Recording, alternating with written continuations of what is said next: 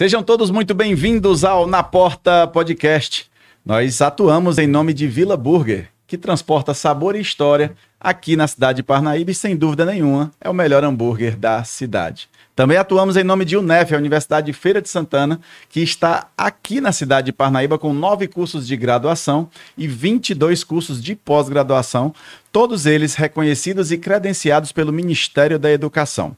E hoje, neste episódio muito especial, nós estamos com ela que ficou muito conhecida aqui no enfrentamento à Covid-19 aqui na cidade de Parnaíba e também atua em outras frentes, né, no âmbito municipal, certo? Boa noite, doutora Paula, seja muito bem-vinda ao Na Porta Podcast, ok? Boa noite, Ítalo, boa noite, Parnaíba, boa noite, né? Eu gostaria de agradecer o convite, né, de vocês, porque é uma forma também de estar falando com a população, né, isso. À distância, e isso é uma forma da gente informar mais. Excelente, então, obrigada excelente pelo convite. Doutora Paula Regina, não é isso? Doutora Paula Regina, médica que atua aqui na saúde da família. Da atenção básica. Atenção básica. Eu sou médica, sim, intercambista. Na verdade, eu me formei fora do país. Eu cheguei a Parnaíba pelo programa Mais Médico, né? E atuei na atenção básica aqui de Parnaíba e já me especializei como médico em medicina da comunidade, com fundamento na estratégia de saúde da família, e revalidei meu diploma nesse ano de 2022. 2022, isso. Você já revalidou aqui? Já revalidei aqui também. E você é da onde? Eu sou piauiense, de Teresina. Piauiense, de Teresina. De Teresina, né? Piauí. Mas aí, médica intercambista. Me formei fora do país. Sim, aí revalidou retornei aqui. para o meu país, pelo Sim. programa Mais Médico pelo Brasil. E escolhi a cidade de Parnaíba por ser uma cidade mais próxima da minha mãe, na época, que mora em Matões, Maranhão, que é uma cidade bem próxima a Teresina. Conheço Matões, conheço minha Matões. Minha cidade natal. Ah, tá certo. Doutora, e aí você veio para Parnaíba quando? 2018. 2018? Eu iniciei meus trabalhos aqui na atenção básica em maio de 2018. Maio de 2018. Aí, mais ou menos ali 10 meses depois que você estava, né, aqui na cidade de Parnaíba, atuando na atenção básica, vem a pandemia. Né? 18, se não me falha a memória, 18 de março foi quando disseram, olha, fecha tudo. E aí a gente foi aquele frisson, aquele negócio, né? Foi. E aí uma pessoa que estava começando aqui na cidade de Parnaíba, 10 meses depois você se viu ali. E agora, meu Deus, estou na linha de frente. Sim. Como é que foi isso, doutora? Em verdade, a gente recebe muitas informações, a gente tem sempre uma linha de pesquisa. Sim. Que a gente sempre olha, a gente tem que ter um olhar para fora, né? Quando vê as notícias, os noticiários sobre a Covid-19, a gente começou a ver o que estava acontecendo no mundo afora. Né, e pesquisa, a gente começa a temer também que isso adentre sua casa e, né, seus amigos familiares. E a medicina ela é uma ferramenta maravilhosa, ela é uma medicina extraordinária, ela é uma ferramenta de pesquisa sobre o ser humano que é extraordinário. Então, isso, para mim, atuar na área da medicina foi um divisor de águas, né? Porque eu tinha autonomia de pesquisar, eu tinha autonomia de raciocinar sobre o que estava acontecendo lá fora, principalmente com outros profissionais, né? Sim. O que estava dando certo para outros profissionais, e aqui eu chamo o destaque também para uma pessoa que me foi uma grande inspiração, né? Na instituição, na formulação de um protocolo aqui para Parnaíba. Foi a Marina Bucar, que também é piauiense. Sim, eu lembro dela atuando, né? Ela foi uma grande inspiradora para mim, para o Dr. Anselmo, que é meu grande amigo também. E juntos, nós fomos galgando, né, uma história dentro da Covid-19. E a gente, desde o princípio, começou a entender que a fisiopatologia da doença, ela instituía, né, um processo inflamatório generalizado. E a gente teve várias discussões com colegas médicos aqui também de Parnaíba. A gente faz parte de um grupo de médicos de Parnaíba que a gente discute grandes situações que estejam acontecendo na cidade, ou situações corriqueiras mesmo do dia a dia, né? E a gente já, de imediato, a gente trouxe essa linha de pensamento para ele sobre o corticoide, né, sobre o uso da ivermectina, sobre a importância da azitromicina. E nós fomos criando, né, uma rede de cuidado que funcionou bem, graças a Deus. Nós tivemos aí uma abrangência na primeira onda. Acho que o nosso destaque da atenção básica, a medicina na atenção básica em Parnaíba foi a ação social, né? que foi um pioneira também no país, que foi ir para as ruas para cuidar das pessoas. E aí foi onde você vê assim, depoimentos maravilhosos, que as pessoas se sentirem pessoas, né, cuidadas. Então foi um momento muito delicado, né? Nós fizemos parte da história da população brasileira, né, principalmente se tratando de pandemia de Covid-19. E foi minha primeira paciente grave mesmo no contexto da Covid-19 foi minha irmã. Foi mesmo? E dentro desse contexto de atender a minha própria irmã no estado de São Paulo, foi uma sensação de gratidão muito grande, porque a gente transborda em meio a uma situação que eu olhava para minha irmã se recuperando, eu tinha essa necessidade de devolver para a população de Parnaíba aquilo que Deus estava me dando, né? Doutora, que era a vida da minha irmã. Certo, perdão. E me diga uma coisa, quer dizer que você começou, através dessa rede de outros médicos, né? Você começou a ver o que estava acontecendo lá fora. Itália, China. E aí você começou a aplicação do corticoide. Isso. Foi isso? Foi isso. E aí, a primeira que você aplicou foi... A primeira paciente que eu tive foi minha irmã, Ana Paula. Ah, sim. Rapaz, que coragem, hein? A coragem foi imensa. Foi imensa, na verdade, né? você faz... ali naquele momento não existia um protocolo, né? O que existia era a minha avaliação e do Dr. Anselmo sobre a fisiopatologia. Sim. Que era um processo inflamatório que gerava também um processo de coagulação. De coagulação no do final, sangue, isso. Né? E aí a gente começou, ele olhou para mim e falou, Paula, a gente só tem isso. Então, nós fomos com o que a gente tinha, né, pesquisado até aquele momento. E a minha irmã, com 24 horas, ela apresentou uma melhora significativa, ela já começou a brincar com os cachorros 24 horas? Isso, ela chegou a cometer 60%, 70% do pulmão dela. Foi mesmo. E com 48 horas, 78 horas, a minha irmã estava respirando 96%, 97% de ar ambiente. Então, isso para mim foi uma conquista. E você chegou e disse, não, o caminho é esse. Eu disse, bom... Anselmo, nós temos uma resposta boa. Sim. É processo inflamatório, com boa resposta ao corticoide, então vamos devolver para a sociedade aquilo que Deus, né, me deu agora. E foi isso, a gente peitou a Covid-19 com muita fúria. Foi. Com muita fúria e fomos para cima mesmo e deu tudo certo, graças a Deus. Né, a gente, na primeira onda, atendemos aí uma média de 3 mil pessoas, tanto eu quanto o Anselmo. Na segunda onda também, a gente tem esse mesmo nível de atendimento, a gente atendia...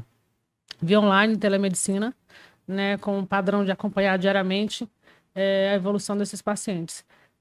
Foi um momento crucial também, porque Parnaíba tinha aquela questão também de dimensionamento de leitos, foi um momento crítico para a saúde pública no Brasil, não poderia ser diferente aqui em Parnaíba. Né? Então, a gente também internou alguns pacientes em casa nesse período e a gente acompanhava diariamente, principalmente eu, né, eu tinha a minha equipe da UTERção básica foi excelente, foram meus pilares, foram minha maior inspiração também, porque entendiam a necessidade da gente se apoiar, se dar as mãos, né? Foi difícil para todo mundo e diante de um contexto de pandemia ainda haverão pequenas pandemias que a gente vai recolher ao longo do caminho, principalmente no contexto de pós-Covid-19. Nós ainda estamos nos construindo nesse cenário. Claro. E o mais interessante de tudo isso é que, aos poucos, a medicina ela vai se construindo também de acordo com as situações que vão surgindo. E na Covid-19, o nosso livro era o paciente. Então, escutar o paciente era a nossa melhor resposta. Era a nossa melhor direcionamento, né, na verdade. Era o nosso professor diário, era o paciente. E a minha equipe foi sensacional nesse contexto também, porque entenderam, né, a importância de acolher. Então, na minha UBS, naquele momento, a UBS ela atende uma microárea. Nós somos responsáveis por um determinado número de famílias. De famílias, isso. Mas naquele momento, a necessidade de outras pessoas, quando sabiam que aquela UBS estava acontecendo um tratamento, que estava dando certo, nós começamos a abrir espaço para os fora de área. Isso. Então, viam pessoas do interior, viam pessoas de vários lugares. Então, é satisfatório saber que o nosso trabalho chegou em várias casas, em várias famílias, e ver hoje essas pessoas reescrevendo suas histórias é uma sensação indescritível. Me faz transbordar de gratidão. E eu fico impressionado, assim, porque você utilizou, né, esse protocolo com a sua irmã, e aí você viu aquilo e disse, não, agora eu vou levar para outras pessoas. Sim, vou né? devolver para Deus aquilo que Deus me deu. Isso, porque tem que ter muita coragem, né, para poder fazer logo esse primeiro teste na sua irmã. Foi né? tenso. Foi tenso, né? Foi tenso. E aí, quando esse pessoal chegava, porque assim, eu creio que durante a pandemia existiam, claro, tudo era muito novo, a gente não conhecia, né? Então, assim, a pessoa já chegava desesperada, né? Foi Às vezes, desesperador. às vezes a pessoa estava até com uma crise de ansiedade e chegava. Que confundia também. Que confundia né? também, Mas aí né? nós temos os sinais vitais que nos trazem aí, né, o diferencial, o grande divisor de águas. Por exemplo, se o paciente estiver ansioso, a saturação dele não vai estar baixa. Isso. Então a gente vai ter ali nosso jeitinho de observar quando é ansiedade, mas também, dentro desse contexto, a pessoa necessita de cuidado. Né? Ela está adoecida também. Né? Nós não nascemos para ver com uma arma apontada para a cabeça, como foi a Covid-19. Isso. Então, assim, o convívio com outras pessoas trazia um risco muito grande. E essa consequência de viver longe do seu familiar, do seu ente querido, também trazia outras demandas, né, no contexto emocional. E, enfim, o adoecimento pós-Covid-19 hoje gera síndromes que também nós precisamos estar atentos para atender também essas demandas de pequenas pandemias que vão surgir ou estão surgindo depois da Covid-19. É verdade. Né? Então, porque eu me lembro que... Perdão. Porque eu me lembro que foi uma coisa desesperadora, né? Assim, cara, você chegava em casa, eu pelo menos, né? A gente tinha que tirar a roupa na varanda e tomava banho lá por trás mesmo e tal, para depois entrar em casa, porque era aquela coisa, né, assim, muito... E aquilo vai adoecendo a pessoa. Eu creio que o ser humano ele não foi feito para viver isolado. Ninguém é uma ilha, né? A gente tem que viver em comunidade. E aí, a partir do momento que a pessoa chega e diz, não, você tem que ter um isolamento. Você não pode abraçar, você não pode beijar, você não pode... Rapaz, isso aí vai acarretar muitos outros processos, né, de adoecimento. No cenário de contexto, no contexto e no cenário do adoecimento, ainda vamos escolher muitas demandas relacionadas ao pós-Covid-19. Se você se autoavaliar, por exemplo, você pegou Covid? Olha, eu já fiz vários testes. Vários testes. E, por incrível que pareça, não dá o positivo. Tudo bem, mas né? Aí vamos avaliar outro contexto. Como você se sente hoje, depois de ter vivido essa guerra invisível que a gente viveu, depois do isolamento social que você viveu? Como você se sente hoje ao ir à rua? Como você se sente hoje né, ao ver teu filho ou tua família ou familiar teu voltando às aulas? Como que você se sente? Como que você, Ítalo, se sente nesse cenário? Porque eu acho que o mais importante do que informar é você se perceber. É você se autoavaliar, é você ter a noção de quem você é depois da Covid e o que mudou a sua vida. Então, me diga você o que mudou na sua vida, como você é hoje. Verdade, olha aí, já viu aí, diretor? A pergunta já mudou aqui de lado e tal. E realmente, viu, doutora, a gente vê que hoje até a nossa maneira de agir, ela já vai muito baseada com aquilo que a gente viveu nesses 2 anos e meio aí, né, de pandemia, né? Inclusive, eu tava pensando, você teve bebê... Recentemente, né? Tem 3 meses. Gente, eu ficava pensando, né, quando eu via mulheres grávidas nesse contexto de pandemia, e como deve ser penoso para uma mulher grávida, né, com um vírus aí que a gente não conhece muito bem. Ela tá gerando ali uma outra vida, é claro, com toda aquela preocupação e tudo, e a pessoa tem que ir fazer um pré-natal, tem que ter contato com outras pessoas. Gente, como é que vai ser aquilo, né? Então, eu ficava assim pensando, cara, é preocupante, é muito preocupante. Olha, veja como é interessante isso também. As pessoas, elas deixaram de procurar atenção básica. Assim, a minha equipe, ela é maravilhosa, eu digo isso, eu sou grata a Deus todos os dias, porque dentro do contexto de Covid-19, a gente teve que ir nas casas das pessoas para buscar aqueles pacientes hipertensos, diabéticos, inclusive a gestante que tinha medo na época de ir nos procurar. Sim, a gestante tinha medo, né? Você trouxe um tema interessantíssimo, por quê?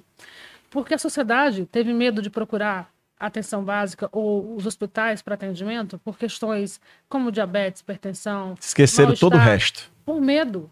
Medo de contraírem a Covid-19. Mas espera aí. Uma coisa que eu gostaria de deixar muito claro para a sociedade, por exemplo, é que a Covid-19 ela não está nos hospitais. Né? Lá é um lugar onde cuidamos de pessoas. Onde cuidamos de pessoas muito bem orientadas para manterem a máscara, manterem o uso de álcool gel. Então, assim, estamos sempre informando. Lógico, vão ter um número maior de pessoas, né, acometidas pelo vírus. Mas o vírus, a grande maioria, o grande vilão, né, dessa infecção cruzada que a gente vive todos os dias, ela está nos mercados, ela está dentro do banco onde você vai sacar seu dinheiro, né, ela está em lugares que você come um lanche, ela está em lugares onde a população vai, né, sem uma fiscalização mais assídua. Mas dentro de uma unidade hospitalar, de um pronto atendimento, dentro de uma unidade, uma atenção básica, as pessoas são muito bem orientadas. E elas estão mantendo o seu distanciamento. Sim. Então, assim, o profissional da saúde, a rede pública de saúde ou privada, ela não é o local de infecção. Né? Ela é o local onde as pessoas se cuidam. Então, isso fica muito claro. Porque, assim, o medo das pessoas irem buscar atendimento por outras demandas foram indescritíveis. Assim, nós ainda não temos a dimensão disso, mas algumas pessoas... nós tivemos outras patologias que se agravaram, né, pela ausência dessa procura.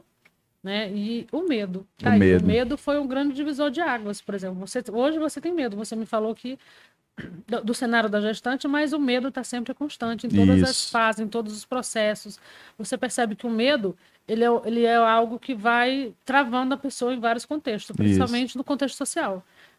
Eu acredito muito que conviver em sociedade ainda é muito válido e é possível, desde que nós saibamos manter as precauções universais. Isso. Elas funcionam tão bem quanto a vacina. Eu, por exemplo, nunca fui acometida pela Covid-19. Pela Covid-19. Não sou imune, não vou dizer, não sou perfeita, né?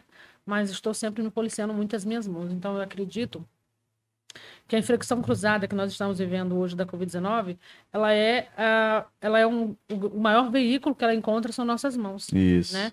Porque se alguém não tossiu em cima de você, se alguém não tossiu, né, em cima de outra pessoa, ou numa distância menor que 2 metros, então a viabilidade desse vírus chegar até a via respiratória de outra pessoa, ela é mínima. Né? Só vai chegar se você levar até... Agora, as minhas mãos, elas estão sempre no meu rosto. Né? Elas estão sempre tocando em alguma coisa. Então, se a gente tiver noção de onde estão nossas mãos e onde elas tocaram, e sempre se higienizar, ou tocar na região do rosto, ou trazer, né? Minha mão está no meio ambiente, eu vou trazer minha mão para o meu corpo, ou para a minha via aérea, por exemplo, meu nariz, meu rosto. Essas mãos têm que estar limpas. Tem que estar limpas, é verdade. Muito bem monitorada. Monitore suas mãos de uma forma muito mais assídua. Eu acredito muito que a gente vai conter a gente vai conter a barreira, a principal barreira é a vacina e as precauções universais, mas as mãos, para mim, a higiene das mãos ela é fundamental. E a etiqueta também, como é a tosse, em caso de pessoas que estão portando sim, sintomas como a tosse, é fundamental para a gente poder fazer a segunda maior barreira, né? A primeira barreira, mais importante é a vacina.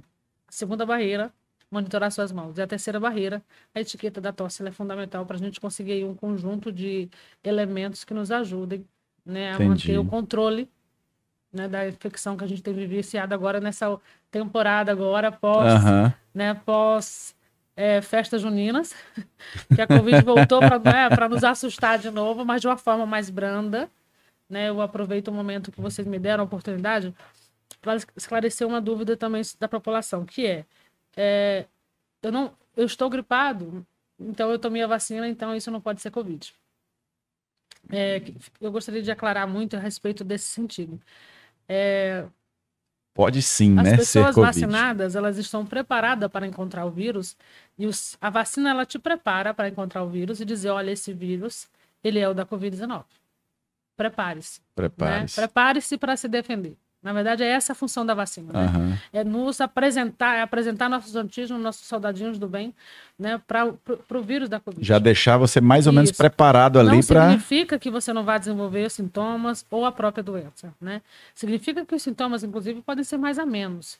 Porque seu corpo está preparado para receber esse vírus. Sim. De uma forma mais amena, de uma forma mais efetiva. Ele vai combater esse vírus de uma forma mais efetiva do que antes.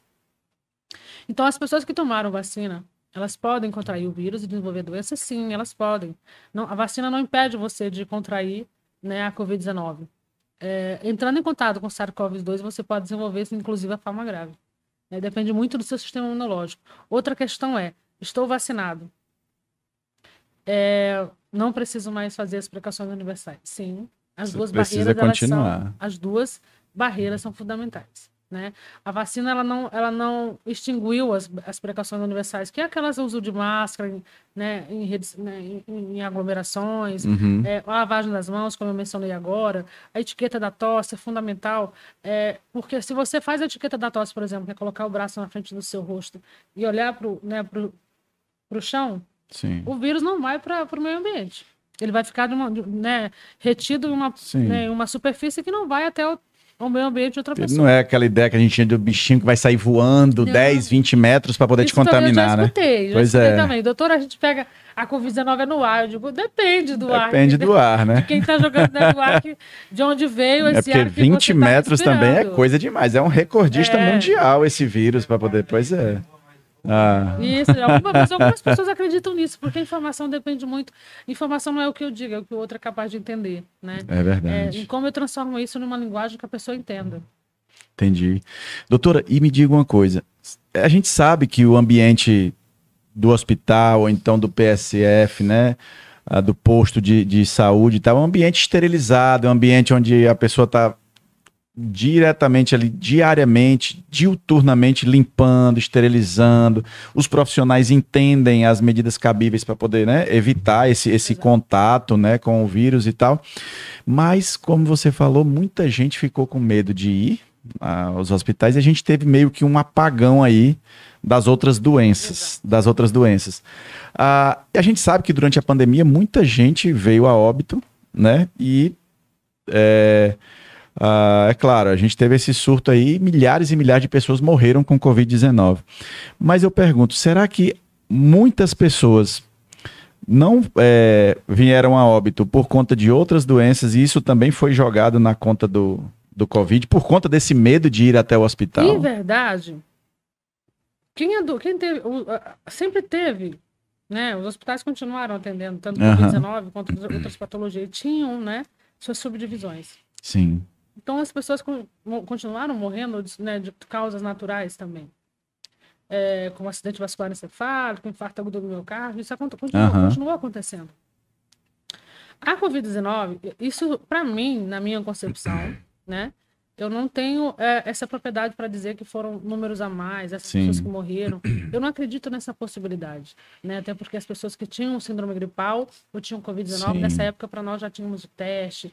Já podiam fazer o teste e afirmar mesmo que foi Covid, né? Inclusive, para dar entrada no hospital, por exemplo, aqui em Parnaíba era assim, né? O paciente tinha que fazer o teste para saber se ele já era positivo, né? Se não era, se ele ia para a sala vermelha, se ele ia para a sala Covid, enfim. Então, essa é muito relativo a gente falar sobre algo que a gente não tem propriedade.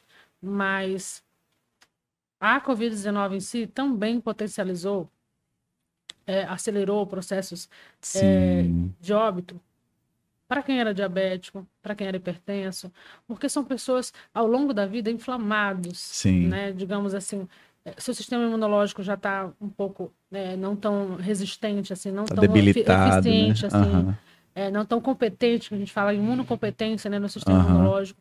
Então, o Covid veio para piorar, né? A principal ação do Covid-19, quando ele entra em contato com o nosso sistema imunológico, é fazer um boom inflamatório. Sim. Então, todas as nossas células, do fio do teu folículo do cabelo, a unha do pé, vai inflamar, né? Então, por que para paciente diabético e hipertenso era mais difícil, né, esse contexto de adoecimento? Porque ele já tem ao longo da vida aí um processo inflamatório. Já tinha essas comorbidades, né? Suas células internas já estão inflamadas, já estão cansadas, né, de uma briga interna muito grande sobre a questão alimentar. Então, a Covid-19 sim potencializou a forma mais grave, né? E inclusive desenvolveu outras complicações, como acidente vascular encefálico durante o tratamento. Enfim, infarto agudo do miocárdio aconteceu muito. E no pós-Covid nós ainda vemos o reflexo disso, né? Tem sequelas que a gente até hoje acompanha, né, em todos os contextos, principalmente no contexto neurológico. Nós temos também, saindo do assunto de óbitos, né, da contabilidade do índice de mortalidade no Brasil ou no Parnaíba, para o contexto de sequela, né? O contexto de sequela, ele vai galgariando assim todos os componentes que nós somos, né? Nós somos cabeça, né, tronco, membro, emoções, sentimentos. Nós somos um psique também, que tem respostas, né, nesse contexto. Mas no contexto psicológico, nós temos a depressão, nós temos a ansiedade, que está incluso o medo. A ansiedade é algo que não há quase, até nós que somos profissionais da saúde, estamos sobre nessa perspectiva da ansiedade. Pelo menos Claro. eu me encontro mais ansiosa em algumas situações, principalmente se eu escuto alguém tossindo, por exemplo, perto de mim, eu já me sinto ansiosa. Já fica. Eu já acho que é Covid-19 lá na minha equipe mesmo. Se alguém aparece tossindo na minha equipe, eu já digo, peraí, tá tossindo há quantos dias? Essa tosse está acompanhada com alguma coisa? Teve febre? Então, assim, a gente fica mais ansioso, assim, né? Porque a gente sabe o que a Covid-19 é capaz de fazer. Sim. Eu costumo sempre dizer para quem convive comigo, não existe mais gripe. Né?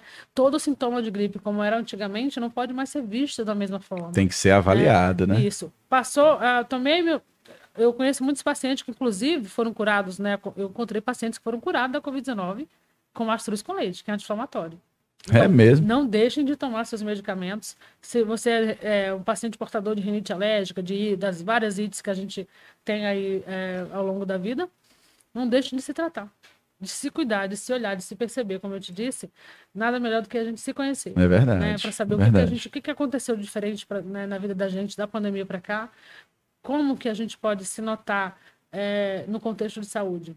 Aquilo que te tira da normalidade. Né? Estou gripado, estou com meu nariz escorrendo, estou tossindo, mas não é Covid. É só uma gripezinha. Até que se prove o contrário. Vá, meu filho, fazer o teste. É verdade, é verdade. E outro detalhe também que dá muito o embasamento para a gente falar é que o teste não descarta o diagnóstico. O diagnóstico, por vezes, ele é clínico. Né? E usamos de ferramentas também laboratorial ao longo da vida, quer dizer, ao longo do processo de tratamento, que é exames bioquímicos e de imagem, como a tomografia, a radiografia, para nos dar um outro parâmetro além do teste. Para saber o teste, se ele realmente... tem uma alta sensibilidade. O que é isso? Ele é uma triagem. Eles nos triam pacientes que possam, sim, apresentar o sintoma, apresentar o vírus da Covid-19. Mas ele pode ter falsos negativos? Pode. Um grande número de falsos negativos. É mesmo? Isso é muito comum. Rapaz. E é justamente algo assim que eu percebi, porque onde eu trabalho, né, a gente foi fazer em lote, né? Todo mundo foi fazer e tal. E aí pessoas que estavam totalmente assim, sem tosse, sem nada, deu positivo.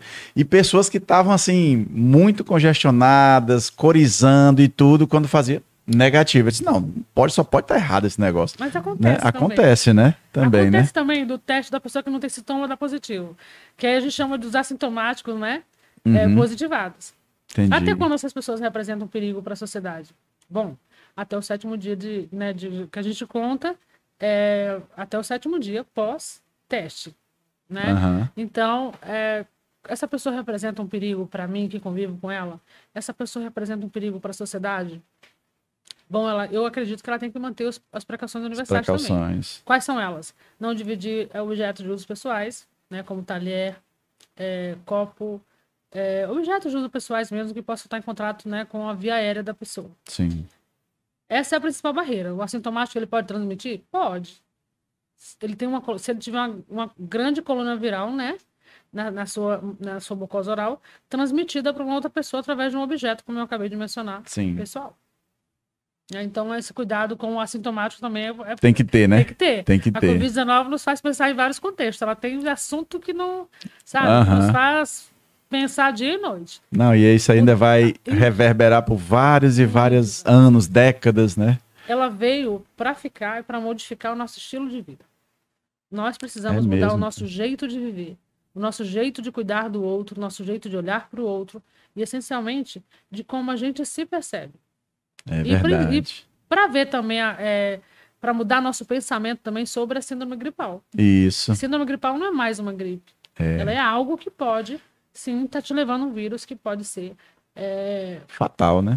Pode ser fatal, sim. Se não tiver cuidado, se não tiver...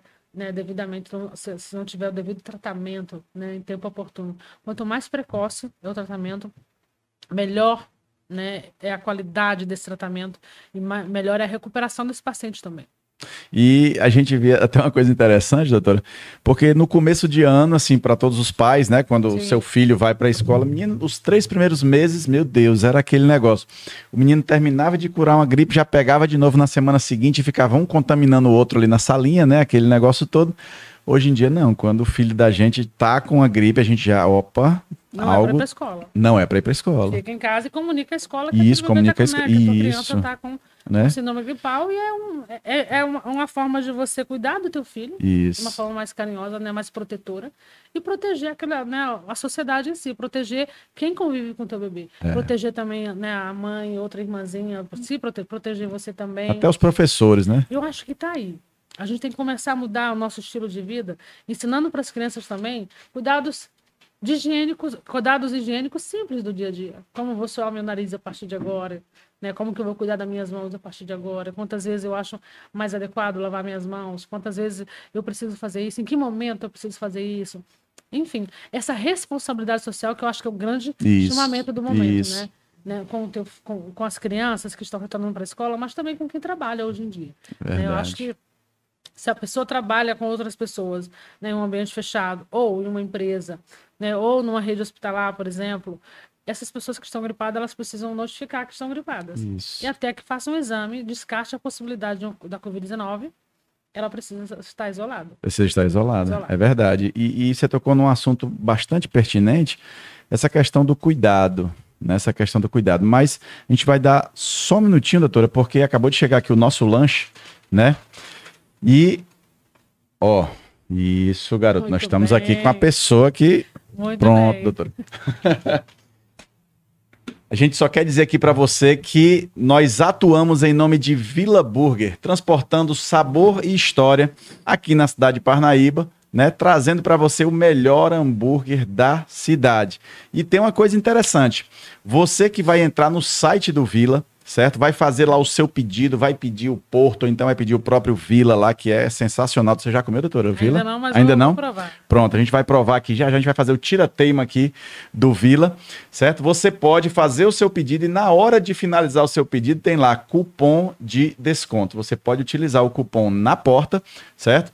E você vai ganhar um mega desconto aí no seu lanche, vai sair baratinho, você não vai se arrepender de usar o cupom na porta, na sua compra lá no Vila Burger, certo? A gente quer pedir também que você se inscreva no nosso canal aqui no YouTube e assine, né? Clique lá no sininho das notificações para toda vez que o Na Porta Podcast entrar no ar, você ser notificado e curtir tudo em primeira mão, certo? E nós também atuamos em nome de UNEF, a Universidade de Feira de Santana, com 9 cursos de graduação e 22 cursos de pós-graduação aqui na cidade de Parnaíba, todos reconhecidos e credenciados, né, com a nota máxima do MEC, a nota 5, certo? A nota é 5, mas não é nota baixa não, viu, doutor? É nota alta, né? A nota máxima que o MEC dá para os cursos de graduação e pós-graduação, certo? Então, pensou em graduação EAD, pensou em UNEF EAD. Ok? Doutora, daqui a pouquinho a gente vai lanchar, certo? Mas a gente vai passar o álcool para poder a gente vai se higienizar aqui, porque a gente está com uma pessoa que é referência aqui na cidade de Parnaíba nessa questão do Covid. Doutora, agora eu queria te perguntar, na hora que começou aquele negócio que fechou, né? Que fechou tudo, que vocês estavam lá no hospital, naquele enfrentamento, e as pessoas chegavam desesperadas e chegavam aos montes, assim, você toda paramentada, né? Porque você botava aquele negócio ali, era uma armadura, né? Você tinha que estar toda... Rapaz, qual era o sentimento que você pensava assim, meu Deus, eu fiz medicina, eu tô começando a atuar aqui na cidade de Parnaíba, e agora vem um negócio desse, meu Deus, e aí agora, como é que vai ser? Qual era o sentimento que você tinha, assim? Foi desafiador. Foi desafiador, Acho né? que foi o maior desafio da minha vida profissional. Eu imagino. Porque era um vírus, né, invisível, você não sabia com quem você estava lutando, mas que ele estava, né, tirando o ar das pessoas. Então, é uma sensação, assim, de limitação muito grande. A gente tinha medo, né, que as pessoas morressem, medo que aquilo entrasse dentro da nossa casa, medo que aquilo atingisse as pessoas que a gente amava. A gente tinha medo de perder nossos pacientes que confiavam no seu trabalho. Então, o medo era constante. E à medida que você vai vivenciando as experiências, você vai também se sentindo mais preparado para aquele momento. Né? Como eu te disse, os pacientes que eu fui convivendo, que eu fui conhecendo, eles foram me preparando para a Covid-19. Eles foram me tirando essa sensação de, olha, isso aqui dá certo. Eles foram me tirando aquela sensação de medo por uma sensação de segurança, de fé, que poderia dar certo. Então, assim, à medida que... O primeiro momento, né, que foi olhar para São Paulo, eu olhei para outras cidades do nosso país, e quando eu vi o epicentro da infecção acontecendo da forma que estava acontecendo, tive medo pelos meus familiares, né? Eu tive medo pelos meus amigos que estavam longe de mim naquele momento, e os pacientes, eles vão te trazendo um pouco, a cada alta que você vivenciava do paciente, isso vai te trazendo um conforto, né? Vai te acalmando mais né, os seus anseios, né, de que isso acabe, seus anseios de que a gente acorde um mundo sem Covid-19. E foi esse momento foi extremamente delicado, mas ele fez parte da história, né, acredito eu, que fazer parte dessa história atuando como a gente atuou, né, no contexto de medicina, foi algo enriquecedor. Enriquecedor, Nos eu enriqueceu enquanto ser imagino. humano, enquanto conhecimento também. Porque cada paciente nos trazia algo diferente, né? Nos trazia um olhar diferente. Né? Então, quem vive a medicina de uma forma inteira, você precisa entender o que é recuperar um paciente. Não, e Né? isso O que é você olhar para alguém e dizer, doutor, eu estou bem, minha saturação está boa. Não só no contexto da Covid, mas é que a Covid, ela trouxe mais essa questão emergencial, né? De fôlego, né? De trazer meu fôlego de volta. Então, eu acho que a Covid, ela trouxe essa sensação para todos os profissionais. E eu admiro todos eles. De uma forma, assim, eu aprendi que eu não tenho que orar por mim. Né? Eu tenho que orar por todas as pessoas que estão assim como eu, no mesmo objetivo que eu, e correndo os mesmos riscos que eu. E todos os meus colegas que estavam ali, eu posso, sabe, assim, com propriedade de dizer, eles são muito guerreiros. São muito guerreiros. Todos Foi luta eles demais, né? foram muito guerreiros. Foram uma guerra que não parecia que não ia acabar nunca. E foi desesperador. Você não faz ideia do que é para um médico não ter um leito para o seu paciente. Do que é acabar um medicamento que você sabe que não tem mais insumo. Porque o grande problema da saúde pública é que todo mundo adoeça no mesmo tempo. O impacto disso na saúde pública, ele é incalculável. Porque nós estamos lidando com vidas, né? Mas o nosso país não estava pronto. Verdade. Pra Não estávamos prontos. Nosso país, nós não E era estávamos justamente prontos. aquela questão de achatar a curva, né? Isso. Então, assim, nosso país economicamente não estava pronto para esse impacto. Socialmente, nós não estávamos prontos para esse impacto. E emocionalmente também não estávamos prontos para conviver nesse cenário, né? Mas como eu disse a você, cada alta que a gente compartilhava com o nosso colega, isso motivava muito outros colegas a acreditarem, por exemplo, que outros dias melhores viriam, né? Então, eu posso te dizer que compartilhando experiências, né, dentro da Covid-19 com outros colegas meus, foi um cenário desafiador, muito desafiador para todos os profissionais da saúde. Doutor, eu sei que você estava na luta, você conseguiu a questão do corticoide para começar a minorar, né, as perdas. Mas me diga uma coisa. É claro, houveram perdas imensuráveis. Eu tive três perdas, na verdade, na Covid-19. Entre, acho que, todos os pacientes que eu cuidei foram todos muito próximos a mim. São perdas que eu até hoje me pergunto por que eu não fiz mais, por que eu não entrei. Porque, veja bem, mesmo eu tratando na atenção básica, eu conseguia ver dentro do contexto hospitalar também. Em vários momentos eu questionei com meus colegas. O tubo não funciona na Covid-19. Ele é uma forma terapêutica para a medicina. Não funciona. Ele funciona para algumas pessoas, mas o que acontece? Muitos pacientes que passavam pela necessidade do tubo porque não conseguiam respirar mais, já estavam saturando muito baixo, iam passar, além do tubo, iam precisar da medicação, que é uma droga vasoativa para te deixar dormindo, para te fazer dormir. Porque você tem que estar dormindo para poder... O impacto disso no contexto cardíaco, que também já estava passando por um processo de inflamação, como eu te disse, é um processo inflamatório generalizado, não suportava, do jovem ao mais velho. Então, assim, por que pessoas jovens? O coração já estava com problema ali, aí você ia deixar ele... Nem tanto. O problema foi o adoecimento da Covid-19. Entendi. Pessoas jovens morreram, muito jovens. E eu perdi amigos, assim, muito próximos a mim. Porque precisaram do tubo. E, infelizmente, essa terapêutica para nós, na Covid-19, não funcionou. Então, eu tenho dores, assim, que eu carrego pro resto da vida. E vai ser uma saudade eterna, porque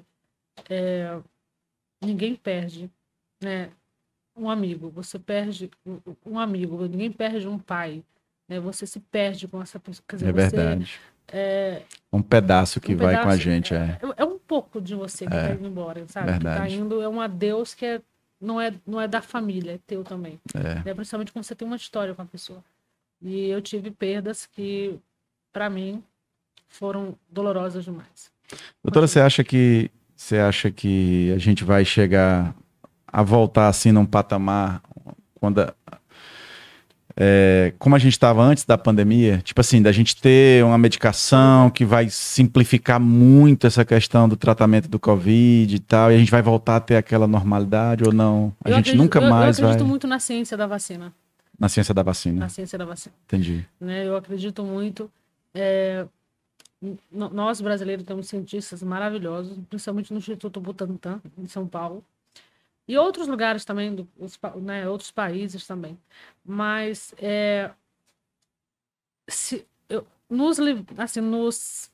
a gente conseguir, né, erradicar a Covid-19 vai ser um processo muito lento. E exige um comprometimento não só da ciência, dos profissionais da medicina, como também da sociedade. Né? O principal papel aqui na transmissão da Covid-19 é social. Nós precisamos, além, né, da vacina que protege, né, o seu familiar, que nos protege também, e faz um bloqueio, né, que a gente tenta fazer da forma grave da doença, não é que a gente não vá contrair a doença, né, o vírus, o que a vacina vai preparar teu organismo para não desenvolver a forma grave. Porém, cada organismo uma reação diferente ao efeito da vacina. Então, algumas pessoas podem ter um efeito maior, né, digamos assim, de imunidade contra a SARS-CoV-2. Outras pessoas podem ter um tempo mais curto. Isso varia muito de pessoa para pessoa. Cada pessoa, um livro diferente. Cada pessoa, um DNA diferente, né, um organismo diferente. Né? Então, a vacina é importante quando a gente tiver esse comprometimento social. Entendi. Quando nós, enquanto sociedade, tivermos esse comprometimento de entender que as barreiras são importantes, né? Que nós precisamos olhar para a gripe com um olhar diferente, em que a pessoa que estiver com sintomas gripais precisa se isolar um pouco até se recuperar dos sintomas, ou até fazer um teste que descarte a possibilidade de Covid-19. Essas barreiras, enquanto o comprometimento não for uma ação que todos entendam, né, que todos aprovem, né, porque muitas pessoas trabalham e tem a questão também empresarial, eu preciso levar um atestado para minha empresa. Então, assim, vai ser um comprometimento. Para vivermos um contexto antes da pandemia ou com um medicamento, eu acredito muito na ciência, que a ciência possa assim evoluir. Nós temos excelentes cientistas no Brasil que precisam sim de incentivo governamental, né, de ações que possam implementar, né, esse desenvolvimento de novas pesquisas, de vacina. Mas enquanto não surge um medicamento que nos liberte, né, dessa realidade, o comprometimento social, para mim, ele é crucial. Na verdade, para mim, ele é o carro-chefe, né, para conter a transmissibilidade. O vírus pode continuar, mas a transmissibilidade vai depender de nós, como a gente vai olhar, como a gente vai nos olhar, nos monitorar daqui para frente. E a liberdade de viver um com o outro vai ser de acordo, na minha concepção, sem gripe é possível, sem sintoma gripal é possível, né? Ah, mas o assintomático também transmite. Porém, entretanto, não estou liberando para, né, uma grande colônia viral, né, para o meio ambiente. Então, eu acredito muito nesse compromisso social que a gente possa vir a desenvolver. E eu acredito muito que vai dar certo, né, para que a gente possa conviver aí sem esse cenário que a gente está vivendo, inclusive agora nesse momento. Inclusive, no órgão onde eu trabalho, né, a gente estava com um colega que tinha acabado de chegar, né, na primeira semana logo, e ele começou com a síndrome gripal, né, e ele veio trabalhar, né, todo de máscara e tudo, aquele negócio. Aí quando a gente olhou para ele, aí eu disse, tu tá gripado? E ele, mas eu tô na primeira semana, eu não posso. Eu disse, não, cara, tu tá gripado. Então, assim, vai, porque tu pode prejudicar uma infinidade de pessoas, né, aqui. Peraí, você comeu pimenta? Não. Tá espirrando por quê? Você tá com alergia a alguma coisa? Por que você tá espirrando, né? Doutora, me diga uma coisa. Consciência mesmo. Você cuidou do Monsanto, não cuidou? Cuidei. Do prefeito, sim, quando ele tava com Covid? Sim. Foi de boa? O Monsanto foi o maior desafio da minha vida também, profissional durante a Covid. Enfim, Eu tenho, em verdade, eu conheci, não sou política, né, em verdade. Aham. Eu conheci a família Moraes Souza num momento de de vulnerabilidade. Eu, como médico intercambista, Monsanto é uma pessoa muito visionária, né, em todo o Sim. contexto, assim. Ele me escolheu, né, para atendê-lo naquele momento em que ele estava com uma suspeita de Covid-19. E o mais engraçado é que dentro, não dá para falar todos os detalhes, né, de tudo, mas Aham. eu admirei tanto a mente daquele homem em questão de pouco de tempo, que eu acho que foram mais de 60 dias ali. Foram 40 dias, quase 60 dias, porque teve o genro dele Aham. e ele ao mesmo tempo. Só que primeiro o genro dele ficou mais grave, depois ele, mas foi chegando ali na fase dos 10 dias. Sim. Conviver com ele é uma sensação de acreditação. É. Ele olhou para mim um dia, ele falou assim, quando eu cheguei na casa dele, né, para conhecê-lo, já ouvia de longe, mas não de tão perto, de cumprimentar, etc. e tal. Ele olha para mim e diz assim, olha, eu já sei muita coisa sobre você. Você cuidou já de muitas pessoas na Parnaíba. E quem filtra o profissional no mercado? Naquele momento, ele não te dá muitos detalhes. Ele vai te dando aquilo que você já sabe sobre si mesmo, Aham. né? E ele vai te dando sinais, né? Sim. Quando eu te digo que ele foi um dos maiores desafios, é porque ele é uma mente extraordinária, É. inteligentíssimo, como médico. E a gente sabe que cuidar de outro médico não é fácil. É. É verdade. E ele me desafiou em vários momentos, porque cuidar do Monsanto, todo mundo quis cuidar do Monsanto, né? Todo médico queria cuidar do Monsanto. Aham. E de repente ele olha para mim e diz assim, não vou dizer as palavras que ele usou, porque só quem convive com a gente naquele momento vai Aham. entender. Mas ele, poxa, você não confia no teu taco? Então eu não quero outra pessoa, mais ou menos isso, sabe? Mas Quero que você cuide de em um mim. contexto que te faz sentir uma pessoa capaz, né, de ser ainda melhor. Sim. Então ele desperta, ele tem É esse dom verdade. de despertar coisas boas em você. E quando ele me disse isso, eu ainda, como médico intercambista, eu comecei a olhar para ele como uma pessoa que eu precisava dar o meu melhor. É. Se eu devo o melhor para a população, ali naquele momento eu precisava ser, sabe, eu não dormia. Eu É. pesquisava o tempo todo, o contexto é, da idade dele também.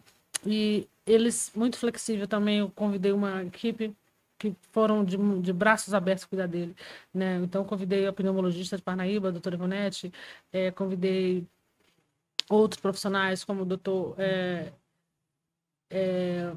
tivemos também o gastro, eu precisava de um gastro que olhasse para o Aham. fígado dele.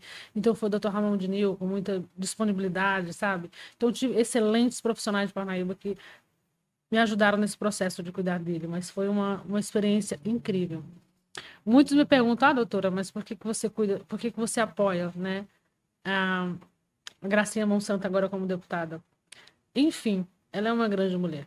Em todo o período em que, naquele momento de Covid-19, eu vi ela lutando pela população Foi. de Parnaíba, pela ação social, coisa que Isso. nenhum governo fez É. na história da Covid-19. Eu também vi isso. Então, assim, eu vi ela lutando, indo para as ruas com a gente. Sim. O recurso surgiu, não sei de onde, mas surgiu. Então, a gente foi para as ruas com uma ação social, cuidar de pessoas. Então, isso para mim foi fundamental.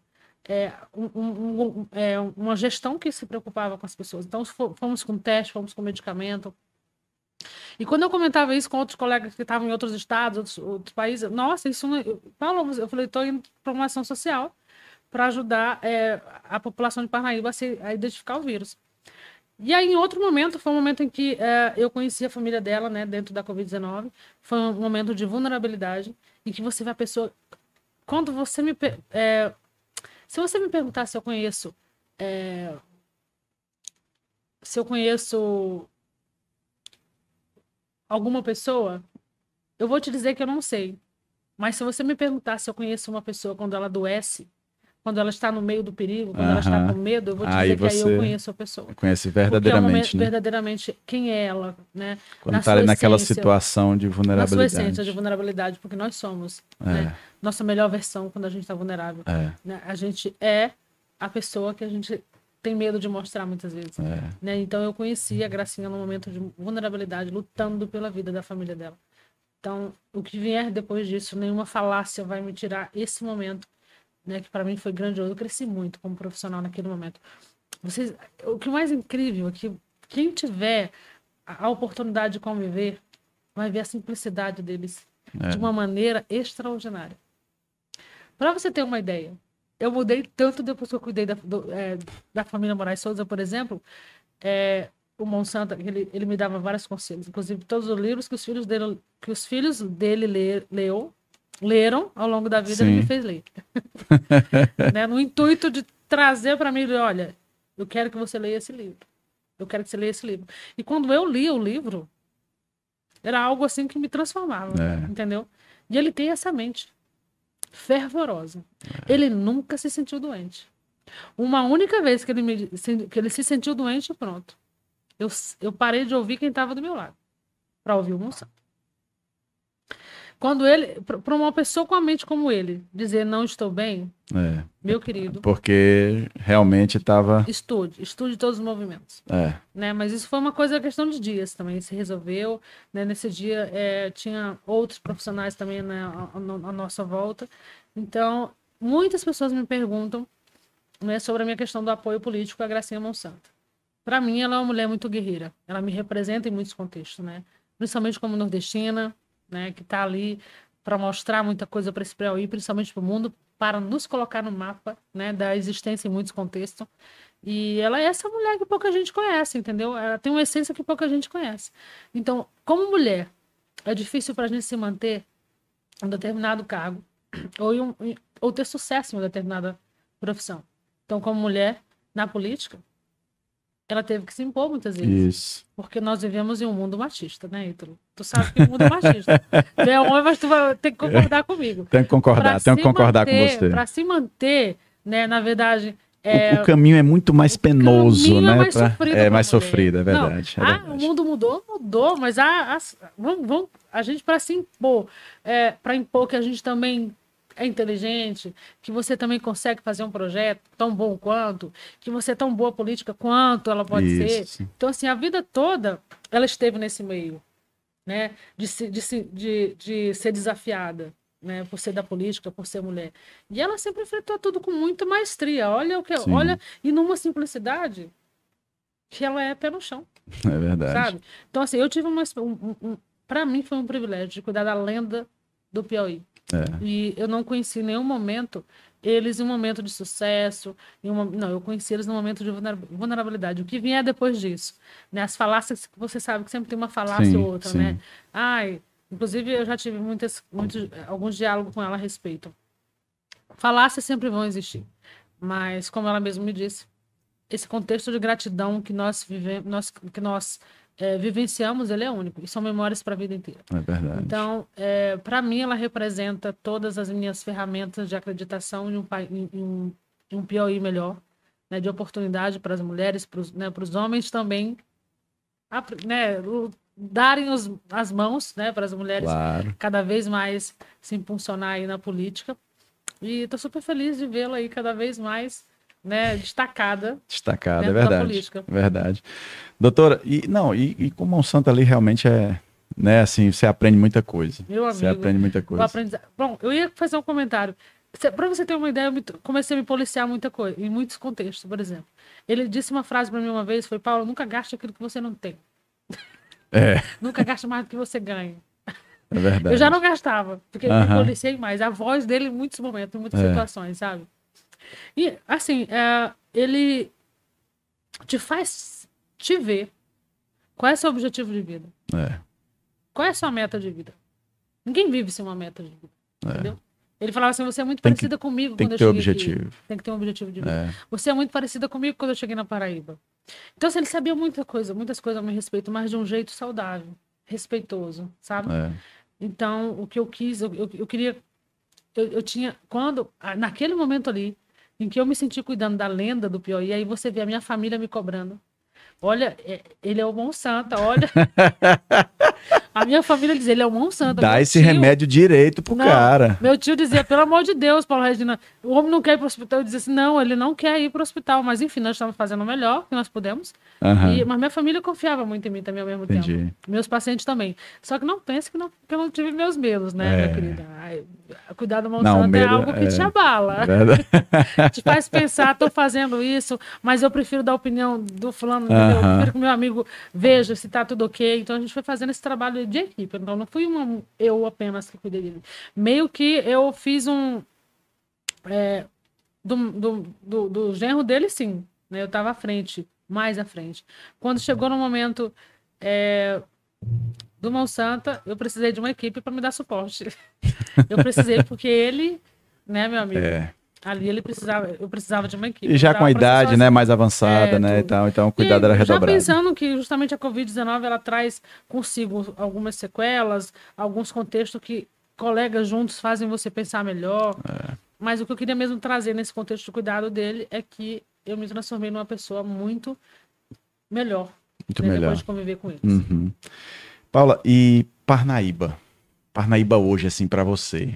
Você é uma piauiense, né, que mora no litoral, a gente mora onde os outros passam férias, né? Verdade. O que você tem a dizer aí sobre Parnaíba hoje? É delicado, né, falar assim, mas o que eu posso te dizer é que Parnaíba tem o meu coração. Né? Meu filho nasceu aqui em Parnaíba, né? Meu filho hoje Parnaibano, 3 meses. Né? E o que eu posso dizer é que Parnaíba é a terra prometida. Como o Monsanto sempre fala, Parnaíba é a terra prometida.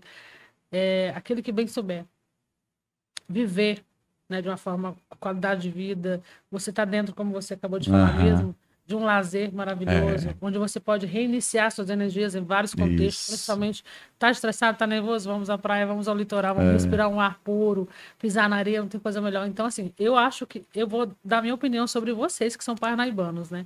E para o meu filho que acabou de nascer, né? Vocês são privilegiados por nascerem, né, na terra de Parnaíba, na cidade de Parnaíba. Então, sobre Parnaíba, para mim, ela é a terra prometida, ela é uma cidade muito acolhedora, e eu só tenho a desejar que essa cidade cresça cada vez mais e se destaque cada vez mais, né, no estado do Piauí e Parnaíba para o mundo. A parnaibana de coração hoje, né? Coração. Doutora, o diretor já mandou aqui o recado aqui dizendo que a gente extrapolou o nosso tempo. Foi mesmo? Foi. Mas, todavia, entretanto, né, a gente sempre gosta de deixar aqui registrado, certo? Uma mensagem, certo? Que os nossos convidados sempre deixam aqui para os nossos espectadores que já assistiram, vão assistir, porque a gente tem um fluxo, né, de pessoas que vão assistir em horários alternados, né? Então não é somente na hora que esse programa está acontecendo, mas depois muitas pessoas vão assistir.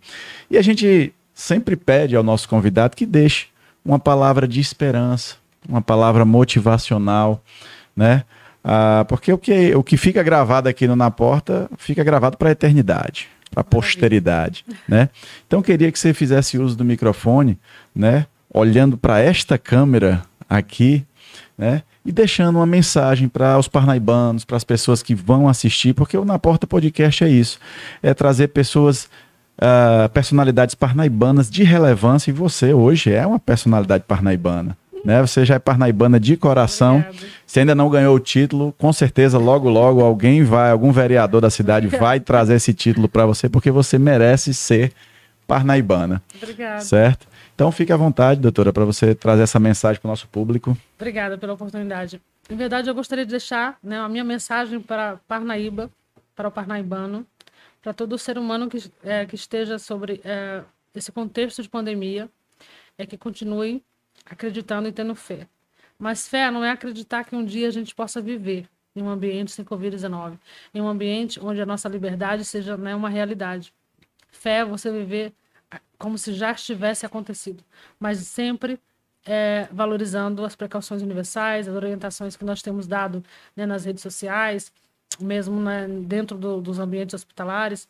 Então, eu acredito que a principal mensagem que eu posso deixar hoje para vocês, eu espero que isso possa fazer diferença na vida de vocês, vamos dar as mãos nesse momento, né, delicado, né, nesse momento em que nós precisamos da parceria de cada um de vocês para que cada vez menos a gente veja um caso de Covid-19.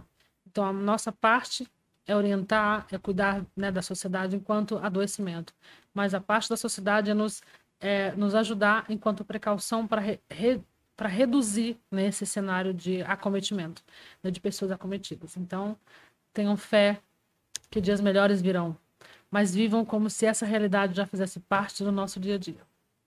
Show, muito bom, excelente. Doutora, eu vou passar primeiro aqui o álcool aqui na mão para poder apertar a sua mão. Maravilha, muito bem. E agradecer todos os dias, né? E agradecer aqui e agradecer a sua participação aqui. Obrigada, viu, de coração pela oportunidade. A gente aqui, em nome do Na Porta, em nome da nossa direção, não é isso, diretor? A gente agradece aqui, a gente sabe que você tem uma rotina muito extenuante, né? Rotina de mãe, né? E eu sei que você tirou um tempinho aqui para poder trazer muitas informações relevantes para a gente e a gente agradece muito a sua participação. O que precisarem, estou aqui. Contem comigo. Pronto, e já fica o convite para a segunda temporada do Na Porta. Estamos juntos. Pessoal, e é isso aí. Esse foi mais um episódio de Na Porta Podcast. Nós atuamos em nome de Vila Burger, transportando sabor e história aqui na cidade de Parnaíba, e a UNEF EAD, com 9 cursos de graduação e 22 cursos de pós-graduação. Pensou em EAD, pensou UNEF. E é isso aí, gente. Muito obrigado pela sua paciência, sua audiência, e continue ligado que o Na Porta Podcast sempre vem com muita novidade para você. Tchau.